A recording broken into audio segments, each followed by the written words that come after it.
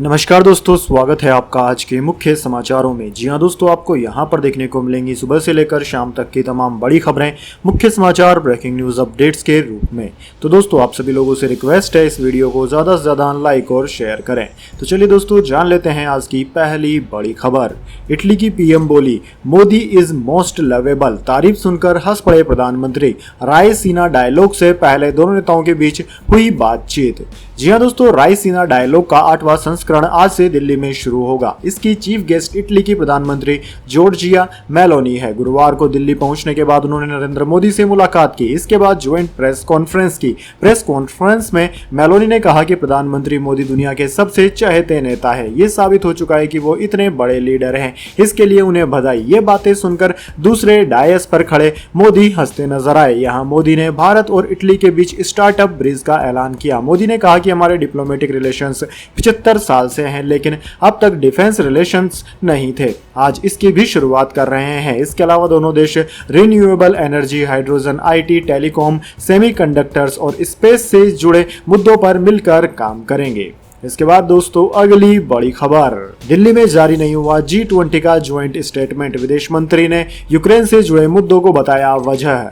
जी हां दोस्तों, दिल्ली में G20 समूहों के विदेश मंत्रियों की बैठक की शुरुआत के बाद भारत के विदेश मंत्री एस जयशंकर ने गुरुवार को स्वीकार किया कि G20 समूहों में यूक्रेन संघर्ष पर मतभेद थे और मतभेदों को दूर नहीं किया जा सका। इसके कारण संयुक्त बयान नहीं जारी किए गए। G20 की बैठक में यूक्रेन संघर्ष पर बातचीत के संबंध में जयशंकर ने कहा कि अलग अलग धारणाएं सामने आई। हालांकि साथ ही उन्होंने कहा कि बैठक में अनेक मुद्दों पर सहमति बनी है। उन्होंने कहा कि हमारा प्रयास है कि ग्लोबल साउथ की आवाज सुनी जाए, ग्लोबल माउथ की आवाज सुनी जाए। साथ ही उन्होंने कहा कि विदेश मंत्रियों की बैठक में आतंकवाद की स्पष्ट रूप से निंदा की गई। दोस्तों, आपकी जानकारी के लिए बता दें, विदेश मंत्री एस जयशंकर ने भारत यात्रा पर आए चीन के विदेश मंत्री किन यांग से गुरुवार को वार्ता की, जिसमें वास्तविक नियंत्रण रेखा यानी कि LAC के हालात पर ध्यान केंद्रित किया गया। इसके बाद दोस्तों, अगली बड़ी खबर। 3 राज्यों के चुनावी नतीजे। त्रिपुरा, नागालैंड में भाजपा को फिर बहुमत। मेघालय में NPP आगे। हेमंत बोले, मेघालय सीएम ने शाह से बात की है। जी हां दोस्तों, पूर्वोत्तर के 3 राज्यों के विधानसभा चुनाव में त्रिपुरा और नागालैंड के रिजल्ट आ चुके हैं। दोनों राज्यों में भाजपा को फिर से बहुमत मिला है। नागालैंड में भाजपा गठबंधन को 37 और त्रिपुरा में 33 सीटें मिली। मेघालय में मुख्यमंत्री कॉनराड संगमा की NPP सबसे बड़ी पार्टी बनकर आई है। NPP के खाते में अभी 26 सीटें आ गई है। वोटिंग के बाद एग्जिट पोल्स में त्रिपुरा, नागालैंड में भाजपा गठबंधन को बहुमत का अनुमान था। मेघालय में हंग असेंबली के आसार थे। इसी बीच असम के मुख्यमंत्री हिमंत बिस्वा शर्मा ने ट्वीट कर कहा है कि मेघालय के मुख्यमंत्री कॉनराड संगमा ने गृह मंत्री अमित शाह को फोन करके सरकार बनाने के लिए मदद मांगी है। इसके बाद दोस्तों, अगली बड़ी खबर। JNU में हिंसा करने पर एडमिशन रद्द हो सकता है। नए नियमों में 17 अपराधों के लिए सजा। विरोध प्रदर्शन पर 20,000 जुर्माना। जी हां दोस्तों, नई दिल्ली की जवाहरलाल नेहरू यूनिवर्सिटी में अब विरोध प्रदर्शन धरना करने वाले स्टूडेंट्स को 20,000 रुपए जुर्माना देना होगा। किसी भी तरह की हिंसा करने पर 30,000 रुपए तक जुर्माना लगाया जा सकता है या एडमिशन रद्द किया जा सकता है। यूनिवर्सिटी ने विरोध प्रदर्शनों को रोकने के लिए नई गाइडलाइन बनाई है। Rules of discipline and proper conduct of students of JNU नाम की इस 10 पेज की किताब में प्रोटेस्ट, धोखाधड़ी जैसी हरकतों के लिए अलग अलग तरह की सजा बताई गई है। साथ ही यूनिवर्सिटी में किसी तरह की इंक्वायरी और बयान दर्ज कराने की प्रक्रिया भी समझाई गई है। डॉक्यूमेंट के मुताबिक ये नियम 3 फरवरी से ही लागू कर दिए गए हैं। ये रेगुलर और पार्ट टाइम दोनों स्टूडेंट्स पर लागू होंगे। दरअसल दोस्तों, BBC की विवादित डॉक्यूमेंट्री की स्क्रीनिंग को लेकर यूनिवर्सिटी में लगातार कई प्रदर्शन हुए थे। इन्हें रोकने के लिए यूनिवर्सिटी ने यह कदम उठाया है। इसके बाद दोस्तों, अगली बड़ी खबर। सेबी बैन अरशद वारसी। हेराफेरी में फंस गया बॉलीवुड का सर्किट। अरशद वारसी पर सेबी का एक्शन, लगाया बैन। जी हां दोस्तों, मार्केट रेगुलेटर सेबी ने शेयरों की हेराफेरी के मामले में बॉलीवुड अभिनेता अरशद वारसी पर एक्शन लिया है। नियामक ने वारसी और उनकी पत्नी पर मार्केट में कारोबार करने पर बैन लगा दिया है। यह कदम सोशल मीडिया के जरिए कंपनी के शेयरों को खरीदने का सुझाव देने वाले एक भ्रामक वीडियो को लेकर उठाया गया है। दरअसल दोस्तों, सेबी को इस तरह की शिकायतें मिल रही थी कि साधना ब्रॉडकास्ट के स्टॉक्स की कीमतों में हेराफेरी की जा रही है। जो यूनिट्स ये काम कर रहे हैं वे शेयरों को निकाल भी रहे हैं। इस मामले की जांच करते हुए बाजार नियामक ने गुरुवार को अभिनेता अरशद वारसी, उनकी पत्नी मारिया गोरेटी और साधना ब्रॉडकास्ट के प्रोमोटर्स समेत 44 यूनिट्स को सिक्योरिटी मार्केट में कारोबार करने से बैन कर दिया। ब्रॉडकास्ट कंपनी के जिन प्रोमोटर्स को सिक्योरिटी मार्केट से बैन किया गया है उनमें श्रेया गुप्ता, सौरभ गुप्ता, पूजा अग्रवाल और वरुण एम शामिल है। इसके बाद दोस्तों अगली बड़ी खबर, कांग्रेस का बीजेपी के साथ अनैतिक गठबंधन, सागर दिघी उपचुनाव में टीएमसी की हार पर ममता ने कहा। जी हां दोस्तों, पश्चिम बंगाल की सागर दिघी उपचुनाव में टीएमसी को बड़ा झटका लगा है। कांग्रेस ने ये सीट उससे छीन ली है। पार्टी के बायरन विश्वास ने टीएमसी उम्मीदवार देबाशीष बंदोपाध्याय को 22,980 वोटों के बड़े अंतर से हरा दिया। एक दशक बाद कांग्रेस ने ममता की पार्टी से ये सीट जीती है। दोस्तों, राज्य में कुछ समय में पंचायत चुनाव भी होने जा रहे हैं। ऐसे में कांग्रेस के लिए ये बड़ा बूस्टर है। अब मुख्यमंत्री ममता बनर्जी ने इस हार पर अपनी प्रतिक्रिया दी है। उन्होंने एक तरफ इस हार को स्वीकार किया है तो वहीं दूसरी तरफ कांग्रेस पर बीजेपी के साथ अनैतिक गठबंधन का आरोप लगा दिया है। जारी बयान में ममता बनर्जी ने कहा कि हम जानते हैं कि हमने ये उपचुनाव गंवा दिया है। मैं किसी को भी इसके लिए जिम्मेदार नहीं मानती हूं, लेकिन एक अनैतिक गठबंधन तो हुआ है, हम इसकी निंदा करते हैं। अगर बीजेपी का वोट शेयर देखें तो पता चलता है कि उन्होंने अपना वोट शेयर कांग्रेस को ट्रांसफर कर दिया है। एक तरफ कांग्रेस लेफ्ट का गठबंधन तो वहीं दूसरी तरफ बीजेपी का वोट ट्रांसफर। मजे की बात तो यह है कि सब कुछ चुपचाप किया जा रहा है। अधीर रंजन चौधरी तो कह चुके हैं कि लेफ्ट कांग्रेस बीजेपी साथ काम कर रहे हैं। इसके बाद दोस्तों अगली बड़ी खबर, क्रिप्टो फ्रॉड में भारतीय मूल के निषाद दोषी करार। FTX के ग्राहकों का फंड ट्रांसफर करने के लिए सॉफ्टवेयर बनाया था, जांच में सहयोग भी करेंगे। जी हां दोस्तों, crypto exchange FTX trading limited के पूर्व को लीड इंजीनियर निशांत सिंह को आपराधिक अपराधों में दोषी ठहराया गया है। 27 साल के निशांत भारतीय मूल के हैं। निशांत पर आरोप है कि उन्होंने कंपनी में मल्टी लेयर स्क्रीन के जरिए इक्विटी निवेशकों के साथ धोखाधड़ी की। इसे लेकर फेडरल गवर्नमेंट सिंह पर मुकदमा चला है। नवंबर 2022 में FTX के कोलैप्स के समय सिंह फर्म के बड़े शेयरधारक और सीनियर एग्जीक्यूटिव भी थे। सिंह को वायर फ्रॉड सहित 6 आपराधिक मामलों में दोषी ठहराया गया है। वह जांच में सहयोग भी करेंगे। इसका मतलब है कि सिंह अपने सहयोगी और दोस्त बैकमैन फ्राइड के खिलाफ गवाही दे सकते हैं, जिसे वह बचपन से जानते हैं। कुछ महीने पहले वह और बैकमैन फ्राइड महाबास में हाउसमेट्स थे। दोनों एक लग्जरी पेंट हाउस में रहते थे। इसके बाद दोस्तों अगली बड़ी खबर, सुप्रीम कोर्ट की कमेटी बनाने का गौतम अडानी ने किया स्वागत, बोले सत्य की जीत होगी। जी हां दोस्तों, हिंडनबर्ग रिसर्च रिपोर्ट के सामने आने के बाद अडानी समूहों के शेयरों में भारी गिरावट की जांच करने और छोटे निवेशकों के हितों की रक्षा के लिए सुप्रीम कोर्ट ने सेबी के मौजूदा रेगुलेटरी मैकेनिज्म की समीक्षा करने के लिए सुप्रीम कोर्ट के रिटायर्ड जज की अगुवाई में एक्सपर्ट कमेटी का गठन कर दिया है। सुप्रीम कोर्ट के इस आदेश पर अडानी समूह के चेयरमैन गौतम अडानी की प्रतिक्रिया आई। गौतम अडानी ने सुप्रीम कोर्ट के आदेश का स्वागत करते हुए कहा कि सत्य की जीत हो। सुप्रीम कोर्ट ने सुप्रीम कोर्ट के पूर्व जज AM सापरे के नेतृत्व में कमेटी का गठन किया, जिसे ICICI बैंक के CEO रहे KV कामत और इन्फोसिस के को-फाउंडर नंदन नीलेमणि कमेटी के सदस्य होंगे। इसके अलावा SBI के पूर्व chairman OP Bhatt, justice JP Deodhar और सोमशेखर संद्रेशन कमेटी के अन्य सदस्य हैं। इसके बाद दोस्तों अगली बड़ी खबर, G20 के फॉरेन मिनिस्टर्स की मीटिंग, प्रधानमंत्री मोदी बोले ग्लोबल वार्मिंग के लिए अमीर देश जिम्मेदार, खामियाजा गरीब देश भुगत रहे। जी हाँ दोस्तों, G20 देशों के विदेश मंत्रियों की बैठक दिल्ली में खत्म हो गई, जिसमें US, रूस, चीन, ब्रिटेन और फ्रांस समेत दुनिया के 20 बड़ी इकोनॉमीज के प्रतिनिधि शामिल हुए। मीटिंग के इनॉग्रल सेशन में PM मोदी ने कहा कि कई साल प्रगति करने के बाद अब हमारे सामने कई चैलेंज है। कई विकासशील देश इस समय फूड और एनर्जी सिक्योरिटी के लिए ऐसे कर्ज तले दबे हैं जिन्हें वे संभाल नहीं पा रहे हैं। अमीर देशों ने जो ग्लोबल वार्मिंग की है उससे सबसे ज्यादा प्रभावित गरीब देश ही है। मीटिंग के बाद भारत के विदेश मंत्री एस जयशंकर ने प्रेस कॉन्फ्रेंस की और कहा कि ये ग्लोबलाइजेशन का वक्त है और इससे कोई देश अलग नहीं रह सकता। हर चुनौती का मिलकर सामना करना होगा। यही बात हमारे प्रधानमंत्री ने भी कही है। इसके बाद दोस्तों अगली बड़ी खबर, सुष्मिता सेन को 46 साल की उम्र में आया हार्ट अटैक, एक्ट्रेस ने सोशल मीडिया पर खुद बताया। जी हाँ दोस्तों, बॉलीवुड एक्ट्रेस सुष्मिता सेन ने गुरुवार को इंस्टाग्राम पर पोस्ट कर बताया कि उन्हें हाल ही में हार्ट अटैक आया। 46 साल की सुष्मिता ने इंस्टाग्राम पोस्ट के जरिए बताया कि यह हार्ट अटैक कुछ दिन पहले आया और अब उनकी एंजियोप्लास्टी हो चुकी है। सुष्मिता के हार्ट अटैक में अब स्टेट्स डाला गया है। एक्ट्रेस ने अपने पिता के साथ एक तस्वीर शेयर की। सुष्मिता के इस पोस्ट के बाद अब कई लोग उनकी सेहत जल्द से जल्द ठीक होने की दुआ मांग रहे हैं। सुष्मिता सेन ने अपनी एक तस्वीर शेयर करते हुए लिखा कि सोना, अपने दिल को हमेशा खुश और ताकतवर रखना और देखना जब भी तुम्हें इसकी जरूरत होगी ये तुम्हारा साथ देगा। कुछ दिनों पहले मुझे हार्ट अटैक आया, एंजियोप्लास्टी हो गई है, स्टंट डल गया है और सबसे जरूरी बात ये मेरे कार्डियोलॉजिस्ट ने भी ये बात पुष्ट कर दी है कि मेरा दिल अब बहुत बड़ा है। इसके बाद दोस्तों अगली बड़ी खबर, बागेश्वर धाम के पंडित धीरेन्द्र शास्त्री के भाई गिरफ्तार, दलित परिवार के शादी समारोह में की थी फायरिंग और गाली गलौज, कोर्ट ने दी जमानत।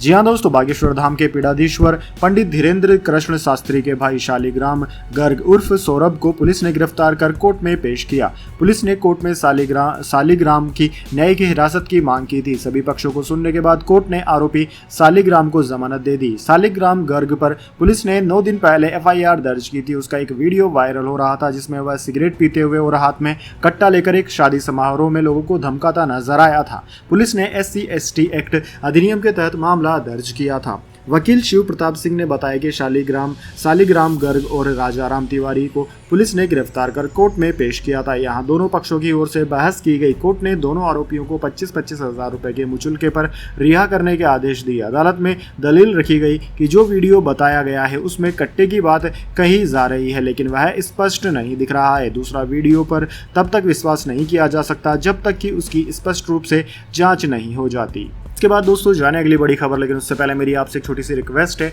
अगर दोस्तों आपको अभी तक हमारी न्यूज़ पसंद आई तो इसे एक छोटा सा लाइक ज़रूर दे दीजिए, और अगर आपको पसंद नहीं आई है तो बेशक आप डिसलाइक भी कर सकते हैं, लेकिन दोस्तों लाइक और डिसलाइक ज़रूर दीजिए, क्योंकि दोस्तों यही हमारी मेहनत का फल होता है और इसी से हमें पता चलता है कि आपको हमारी वीडियोज़ पसंद आ रही है या नहीं। तो चलिए दोस्तों जान लेते हैं आज की अगली बड़ी खबर। अडानी ग्रुप के सभी 10 शेयरों में तेजी, transmission, Wilmer power, green energy और NDTV 5-5% चढ़े। सेंसेक्स 500 अंक टूटकर हुआ बंद। जी हां दोस्तों, मिले जुले ग्लोबल संकेतों के बीच घरेलू शेयर बाजार में गुरुवार को बिकवाली देखने को मिली। सेंसेक्स 501 अंक गिरकर 58,909 के स्तर पर बंद हुआ। निफ्टी में भी कमजोरी रही है, 130 अंक गिरकर 17,320 के स्तर पर बंद हुआ। सेंसेक्स के 30 शेयरों में से 25 में गिरावट और सिर्फ 5 में तेजी रही। Transmission, Wilmer power, green energy और NDTV में 5-5% की तेजी रही। मार्केट में इस बिकवाली के बीच आज अडानी ग्रुप के सभी 10 शेयरों में तेजी देखने को मिली। ग्रुप की फ्लैगशिप कंपनी अडानी एंटरप्राइजेज का शेयर 1.52% चढ़ा। इसके अलावा Adani transmission, Wilmer power, green energy और NDTV के शेयर में करीब 5-5% की तेजी रही। वहीं अडानी पोर्ट्स में 3.06%, टोटल गैस में 3.86%, अंबुजा सीमेंट में 4.5% और SCC में 1.39% की तेजी देखने को मिली। इसके अलावा दोस्तों निफ्टी के टॉप लूजर्स शेयरों की बात की जाए तो Maruti, Axis bank, TCS, Tech Mahindra, Infosys, SBI life, Nestle India, HDFC life, Mahindra and Mahindra, Kotak bank समेत निफ्टी 50 के 36 शेयरों में आज गिरावट रही। वहीं Adani ports, Coal India, BPCL, Adani enterprises, Hero MotoCorp, doctor Reddy's और पावर ग्रिड समेत निफ्टी के 14 शेयरों में तेजी देखने को मिली। IT सेक्टर में सबसे ज्यादा 1.26% की गिरावट आई। इसके बाद दोस्तों अगली बड़ी खबर, पत्नी के साथ विवाद के बीच नवाजुद्दीन सिद्दीकी अचानक पहुंचे गांव, ले लिया बड़ा फैसला, भाइयों को कर दिया मालामाल। जी हां दोस्तों, बॉलीवुड एक्टर नवाजुद्दीन सिद्दीकी इन दिनों फिल्मों को लेकर नहीं बल्कि अपनी पर्सनल लाइफ को लेकर सुर्खियों में बने हुए हैं। नवाज की निजी जिंदगी में कुछ ठीक नहीं चल रहा है। नवाजुद्दीन सिद्दीकी की वाइफ आलिया सिद्दीकी ने उनके ऊपर कई तरह के गंभीर आरोप लगाए हैं। आलिया ने अपने घर में बुरा बर्ताव करने, कैदी की तरह रखने के अलावा भूखा रखने का भी आरोप लगाया। इसके बाद भाई ने भी नवाज के खिलाफ मोर्चा खोल दिया। इन सब के बीच नवाज ने एक बड़ा फैसला कर सबको चौंका दिया। नवाजुद्दीन सिद्दीकी पर पिछले दिनों खूब आरोप लगाए जा रहे हैं, लेकिन एक्टर चुप्पी साधे हुए हैं। आरोप प्रत्यारोप के बीच नवाजुद्दीन सिद्दीकी ने उत्तर प्रदेश के मुजफ्फरनगर में स्थित बुढ़ाना गांव की जमीन चुपचाप अपने भाइयों के नाम कर दी है। नवाजुद्दीन कार से रजिस्ट्रार कार्यालय पहुंचे। वहां उनके भाई अलामुद्दीन सिद्दीकी तहसील के वकील प्रशांत शर्मा के साथ पहले से मौजूद थे। सब रजिस्ट्रार पंकज जैन के सामने एक्टर ने पहले से तैयार 2 दस्तावेजों पर अपने साइन किए। एक्टर ने अपने हिस्से की पैतृक संपत्ति की पावर ऑफ अटॉर्नी एक भाई के नाम की। इसके अलावा संपत्ति की वसीयत भी 3 भाइयों के नाम कर दी। इसके बाद दोस्तों अगली बड़ी खबर, महाराष्ट्र उपचुनाव में कांग्रेस ने बीजेपी से 27 साल बाद छीनी एक सीट, बंगाल में भी खुला खाता। जी हां दोस्तों, पूर्वोत्तर के त्रिपुरा, मेघालय और नागालैंड विधानसभा चुनावों में कांग्रेस के हाथ भले ही निराशा लगी हो, लेकिन 5 राज्यों के उपचुनाव के नतीजों में हौसले बुलंद हो गए हैं। महाराष्ट्र की 27 साल से काबिज कस्बा पेट सीट को बीजेपी से कांग्रेस ने छीन लिया है। तो वहीं तमिलनाडु में भी जीत दर्ज करने में कामयाबी हासिल की है। पश्चिम बंगाल में भी कांग्रेस 1.5 दशक के बाद अपना खाता खोलने में सफल रही है। 5 राज्यों की 6 सीटों पर हुए उपचुनाव में 3 राज्यों में कांग्रेस 3 सीटों पर जीत दर्ज करने में कामयाब रही। महाराष्ट्र की कस्बा पेट, चिंचवाड़ा, बंगाल की की सागर दिग्गी, झारखंड के रायगढ़, तमिलनाडु की झरोंड, अरुणाचल प्रदेश की सुमला सीट पर उपचुनाव हुए हैं। इन 5 राज्यों की 6 सीटों पर हुए उपचुनाव में सबसे बड़ा झटका बीजेपी को लगा, तो कांग्रेस को बड़ा फायदा मिला है। इसके बाद दोस्तों अगली बड़ी खबर, बीएचयू में मनुस्मृति रिसर्च प्रोजेक्ट पर बवाल, अनुसूचित जाति के छात्रों ने किया विरोध। जी हां दोस्तों, उत्तर प्रदेश के बनारस हिंदू विश्वविद्यालय में मनुस्मृति पर शोध को लेकर विरोध होने लगा है। संस्कृत विद्या धर्म विज्ञान संकाय के धर्मशास्त्र मीमांसा विभाग ने 21 फरवरी को मनुस्मृति की भारतीय समाज पर प्रायोजकता नाम के प्रोजेक्ट के लिए फेलोशिप का विज्ञापन दिया था। इसके बाद 27 फरवरी तक इस प्रोजेक्ट के फेलोशिप के लिए आवेदन की मियाद भी पूरी हो गई। इस प्रोजेक्ट को 31 मार्च 2024 तक पूरा करना है। मामले में काशी हिंदू विश्वविद्यालय में धर्मशास्त्र मीमांसा विभाग के विभागाध्यक्ष प्रोफेसर शंकर कुमार मिश्रा ने बताया कि यह पहला मौका नहीं है जब मनुस्मृति पढ़ाई जा रही है। जब से उसका विभाग बना है तभी से मनुस्मृति समेत कई ग्रंथ कोर्स में हैं और पढ़ाए जाते रहे हैं।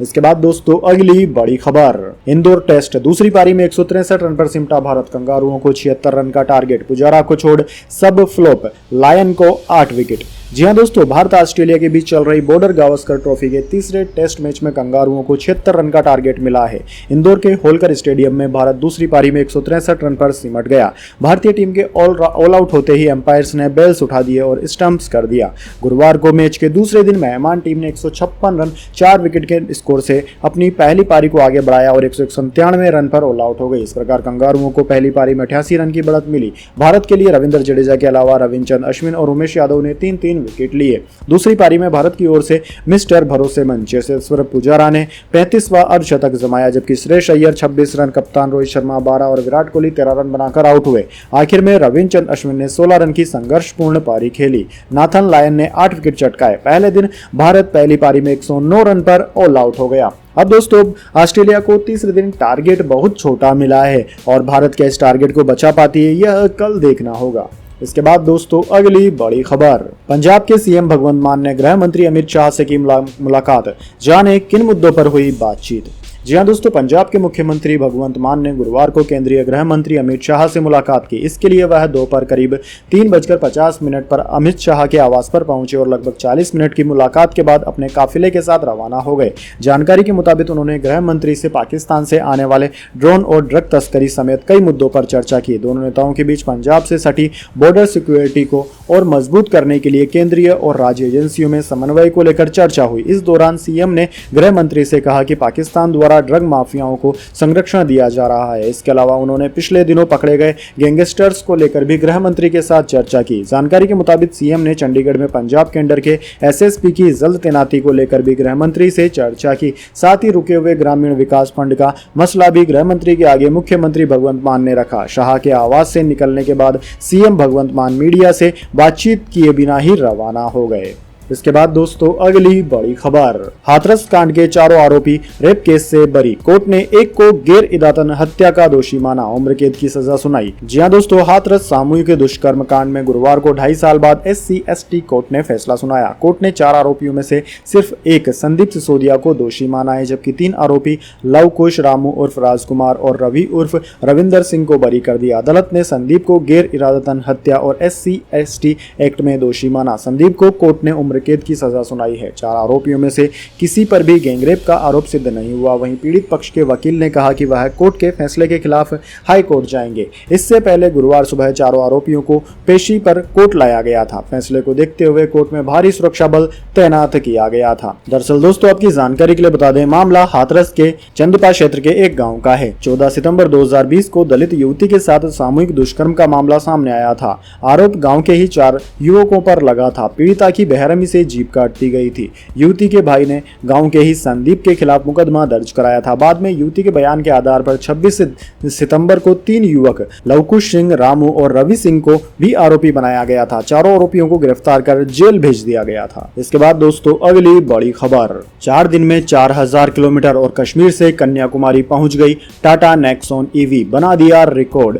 जी हां दोस्तों, इस समय इलेक्ट्रिक वाहनों की डिमांड तेजी से बढ़ रही है और वाहन निर्माता कंपनियां तेजी से इस सेगमेंट सेगमेंट में वाहनों को पेश करने में लगी हुई है, लेकिन आम ग्राहकों के जहन में अभी भी इलेक्ट्रिक वाहनों के ड्राइविंग रेंज और लॉन्ग ड्राइव इत्यादि को लेकर तमाम तरह के सवाल हैं। ऐसे ही सवालों को जवाब देने के लिए देश की प्रमुख वाहन निर्माता कंपनी टाटा मोटर्स की best selling electric XUV Tata Nexon EV ने एक शानदार कारनामा किया है। दरअसल दोस्तों, टाटा नेक्सॉन ईवी ने बतौर इलेक्ट्रिक वाहन सबसे कम समय में कश्मीर से कन्याकुमारी का सफर करने का रिकॉर्ड अपने नाम किया। टाटा नेक्सॉन ईवी ने यह कीर्तिमान महज 4 दिनों में स्थापित किया है। टाटा मोटर्स द्वारा प्राप्त जानकारी के अनुसार टाटा नेक्सॉन 4 दिन के भीतर 95 घंटे 46 मिनट में 4003 किलोमीटर तक की यात्रा कर कश्मीर से कन्याकुमारी का अपना सफर पूरा कर चुकी है। इस कीर्तिमान के लिए इस इलेक्ट्रिक एसयूवी का नाम इंडिया बुक ऑफ रिकॉर्ड्स में दर्ज किया गया है। तो दोस्तों, यह थी आज की तमाम बड़ी खबरें। इसके बाद दोस्तों बारी आती है आज के माइंड क्विज क्वेश्चन की। जी हाँ दोस्तों, एक आसान से सवाल का जवाब देकर आप जीत सकते हैं एक अमेजिंग सरप्राइज गिफ्ट हमारे यूट्यूब चैनल की ओर से।